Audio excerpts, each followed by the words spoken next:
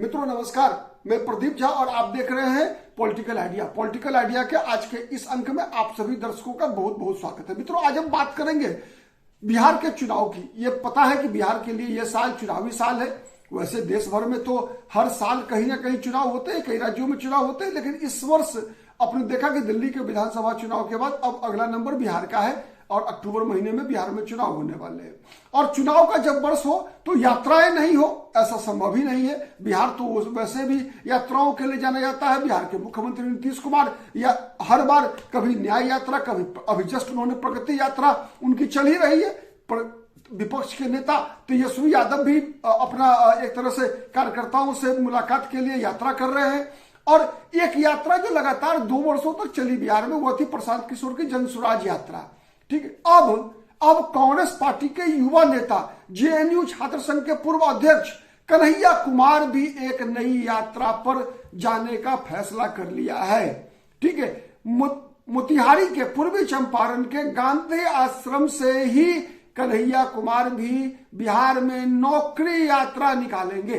तो ये बात तो ये सबसे बड़ी चीज है। और लेकिन ये बात समझने की है कि अपने बिहार में विशेष रूप से यात्राओं का जो असर पड़ता रहा है चुनावों में, और किसी पॉलिटिकल राजनीतिक दल के द्वारा आयोजित की गई यात्राओं का कितना महत्व और उस दल को कितना फायदा मिलता है, इसका आज हम विश्लेषण करते हैं। तो सबसे पहले हमें ये जानने की आवश्यकता है कि दो संदर्भ में हम इस यात्रा का विश्लेषण करने का प्रयास करते हैं।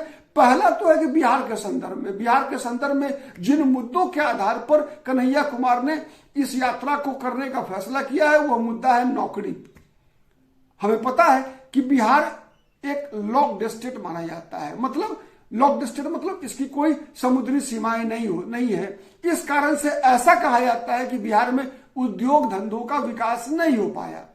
ठीक है, तो और दूसरा असर पड़ा बिहार में जो भारत समानीकरण की नीति आई 1950 के दशक में जवाहरलाल नेहरू की सरकार के द्वारा, कि आप धनबाद से कोयला अगर पटना मंगाना है तब भी ट्रेन का भाड़ा उतना ही लगेगा जितना आपको धनबाद से कोयला तिरुवनंतपुरम ले जाने में लगेगा। भाड़ा उतना ही भाड़ा लगेगा। इसका असर क्या हुआ? इसका असर यह हुआ कि पहले जो रांची, हजारीबाग, बोकारो, जमशेदपुर में उद्योग धंधों का विस्तार और विकास हुआ, वह उद्योग अब उन बिहार माने जहां खनिज पदार्थ था, जहां मिनरल्स थे, वहां उद्योग धंधों की स्थापना न होकर ऐसे जगहों पे उद्योग धंधों की स्थापना होने लगी जहां पर से कि निर्यात करना और आयात करना आवश्यकता अनुसार सुलभ हो। तो इसीलिए जितने भी आप कह सकते हैं कि समुद्री सीमा वाले राज्य थे, वहां देखेंगे कि उद्योग धंधों का विकास हुआ। इसी क्रम में अगर आज गुजरात, महाराष्ट्र, आंध्र प्रदेश, तेलंगाना, तमिलनाडु, कर्नाटक कर्नाटक नहीं बल्कि तमिलनाडु जैसे राज्य अगर औद्योगिक नक्शे पर आगे हैं, तो उसमें सबसे बड़ी भूमिका इस भारत समानीकरण की नीति की है। तो उन राज्यों को तो लाभ मिला, लेकिन बिहार को भयंकर नुकसान हुआ। बिहार तो फटेहाल हो गया। और ऐसा फटेहाल हुआ कि बिहार पूरे देश भर में ही नहीं बल्कि दुनिया में पलायन के लिए जाना जाता है। मतलब अगर दुनिया के किसी भी कोने में, चाहे वो सिलिकॉन वैली में सॉफ्टवेयर इंजीनियर्स की नौकरी हो या फिर कहीं पर चप्पल सीने की नौकरी हो या किसी सड़क छाप होटल में और रेस्टोरेंट में प्लेट साफ करने की नौकरी हो, बिहारी हर जगह दिखेगा। बिहारी कश्मीर के घाटी में भी दिखेगा, कुपवाड़ा में भी दिखेगा, किश्तहार में भी दिखेगा और नागालैंड में भी दिखेगा।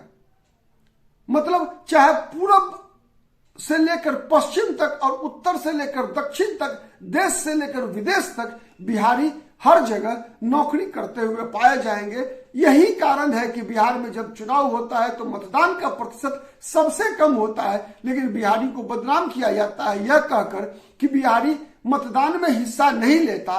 दरअसल सच्चाई कुछ और होती है। पलायन के कारण बिहारी अपने घर पे होते ही नहीं है, उनका नाम तो केवल मतदाता सूची में होता है। तो उसी रास्ते पर चलकर मैं कहूं यात्राओं के क्रम में ही अभी जैसे मुख्यमंत्री की यात्रा चल रही है, तेजस्वी यादव की यात्रा चल रही थी, के साथ ही जो कन्हैया कुमार की यात्रा शुरू होने वाली है। तो इसका परिणाम क्या होगा?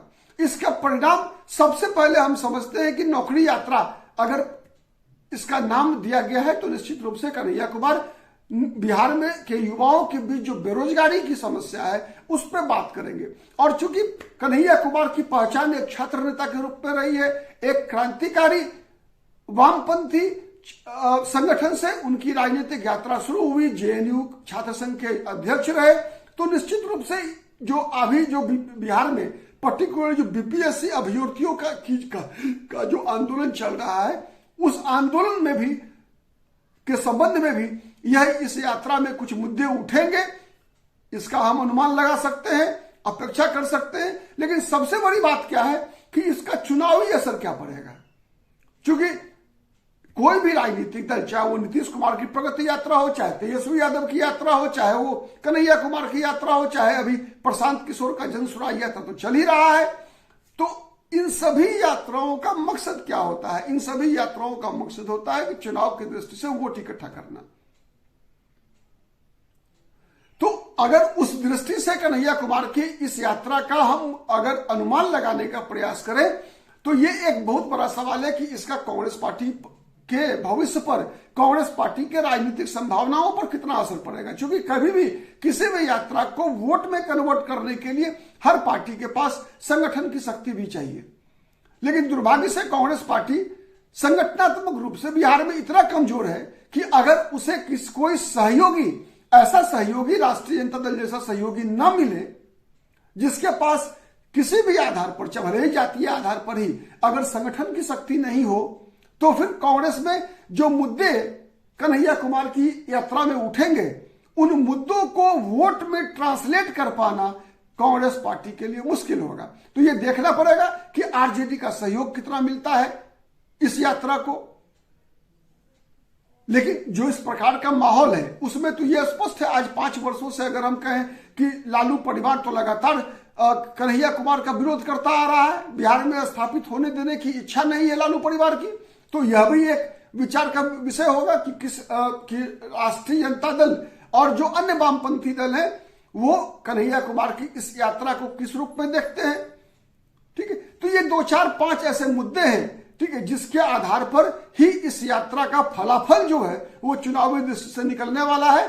ठीक है, चूंकि अभी तो शुरुआत नहीं हुई है, आज घोषणा ही हुई है। आगामी 14-12 तारीख को इसी मुद्दे पर जैसी कि सूचना आ रही है सूत्रों के हवाले से कि कांग्रेस पार्टी के जो राष्ट्रीय अध्यक्ष मल्लिकार्जुन खड़गे इस यात्रा से संबंधित नेताओं के साथ एक बैठक करने वाले हैं और 16 अप्रैल को यह यात्रा गांधी आश्रम से शुरू होगी और 14 अप्रैल को, 16 मार्च को शुरू होगी गांधी आश्रम मोतिहारी से और 14 अप्रैल को पटना में B.R. अम्बेडकर, जो बाबा साहब भीमराव अम्बेडकर के जन्मदिन पर पटना में इसका समापन होगा।